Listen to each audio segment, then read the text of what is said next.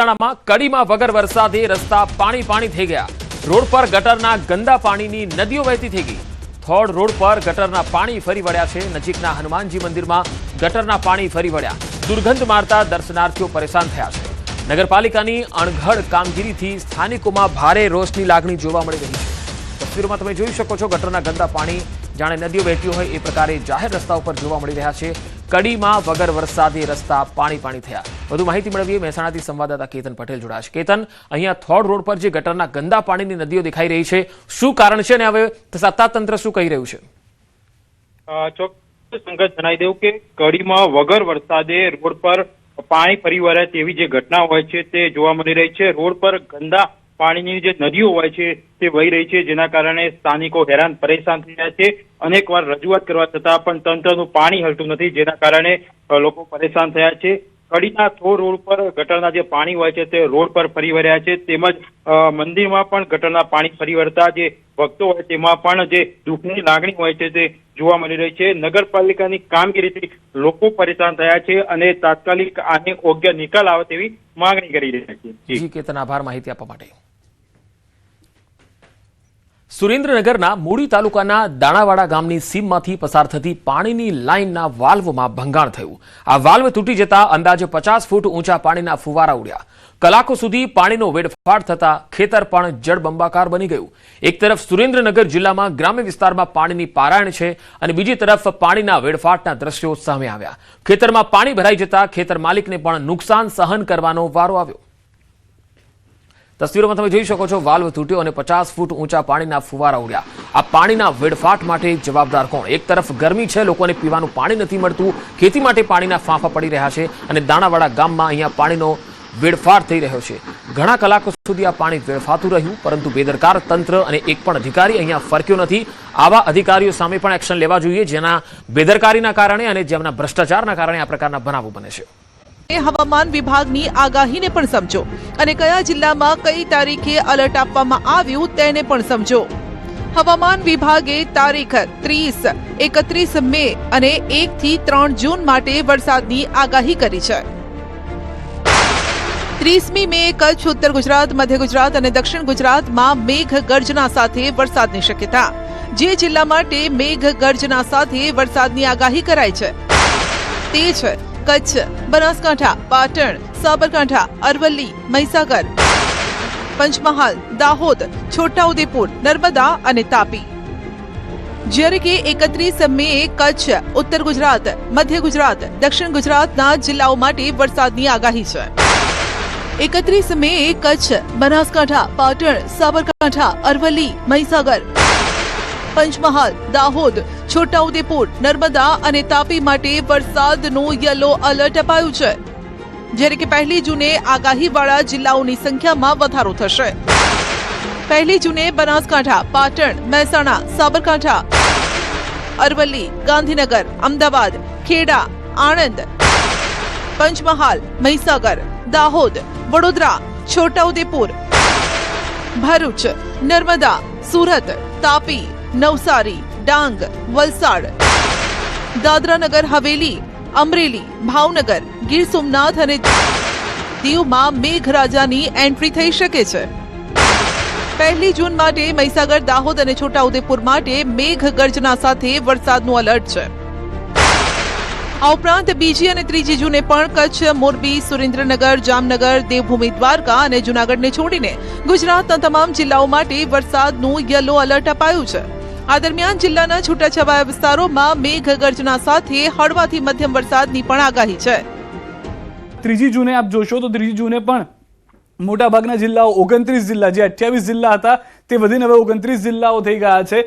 હવે મોરબી, જામનગર, દેવભૂમિ, દ્વારકા, પોરબંદર અને જૂનાગઢ, સૌરાષ્ટ્રના આટલા જિલ્લાને છોડીને સમગ્ર ગુજરાતમાં વરસાદ હોઈ શકે છે। આ 4 જિલ્લાઓ એવા છે કે જેમાં વરસાદ નહીં હોય, બાકીના તમામ જિલ્લાઓમાં વરસાદ હોઈ શકે છે। કચ્છ, બનાસકાંઠા, પાટણ, મહેસાણા, સાબરકાંઠા, અરવલ્લી, વાવ-થરાદ પણ આવી ગયું, ગાંધીનગર, અમદાવાદ, એટલે કે મધ્ય ગુજરાત, સૌરાષ્ટ્રના વિસ્તારો, ઉત્તર ગુજરાત અને દક્ષિણ ગુજરાતના વિસ્તારોમાં વરસાદ હશે। અને 4 જૂને પણ તેવી જ પરિસ્થિતિ છે। 4 જૂને પણ આપ જોશો તો ખ્યાલ આવશે કે 29 જિલ્લાઓ એવા છે કે જ્યાં આગળ વરસાદની આગાહી કરવામાં આવી છે। આ દરમિયાન રાજ્યના કેટલાય જિલ્લાઓમાં વાતાવરણમાં પલટો પણ જોવા મળ્યો। અરવલ્લી જિલ્લાના વાતાવરણમાં વહેલી સવારથી અચાનક પલટો આવ્યો. વહેલી સવારથી જિલ્લામાં વાદળછાયું વાતાવરણ જોવા મળ્યું, જ્યારે કે ગિરી મથક સાપુતારામાં પણ ગિરિકંદરાઓ પર વાદળો પથરાયા હતા. શીતલહેરથી લોકોએ ગરમીમાં રાહત અનુભવી.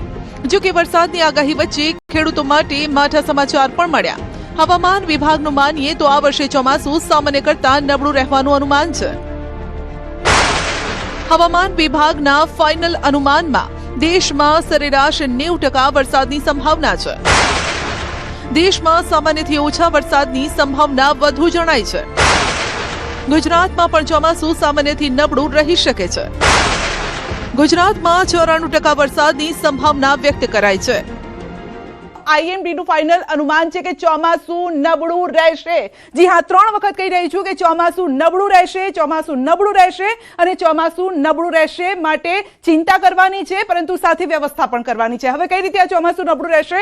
સામાન્યથી નબળું રહેશે આ ચોમાસું. દેશમાં સરેરાશના 90% એટલે કે 4% વધઘટ આ વખતે વરસાદ રહી શકે છે. વધઘટનો અર્થ એ છે કે 90%માં કદાચ 86% પણ વરસાદ થાય અથવા તો 94% પણ વરસાદ થાય, એટલે વધઘટ રહેશે.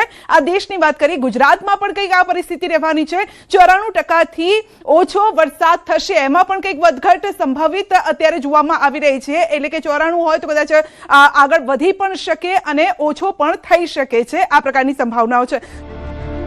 આ તરફ કાળઝાળ ગરમી અને હીટવેવનો સામનો કરી રહેલા દેશના કેટલાય ભાગોમાં પણ હવામાનમાં પલટો જોવા મળ્યો છે. ભારતીય હવામાન વિભાગે અંદાજ વ્યક્ત કર્યો છે કે આગામી દિવસોમાં પશ્ચિમ અને ઉત્તર ભારતના કેટલાય વિસ્તારોમાં વરસાદ અને વાવાઝોડું આવી શકે છે. ગુજરાતમાં આગામી 2 દિવસ સુધી હવામાન સૂકું રહેવાની સંભાવના છે. જો કે ત્યાર પછીના દિવસોમાં કેટલાય જિલ્લાઓમાં વરસાદ ત્રાટકી પડશે.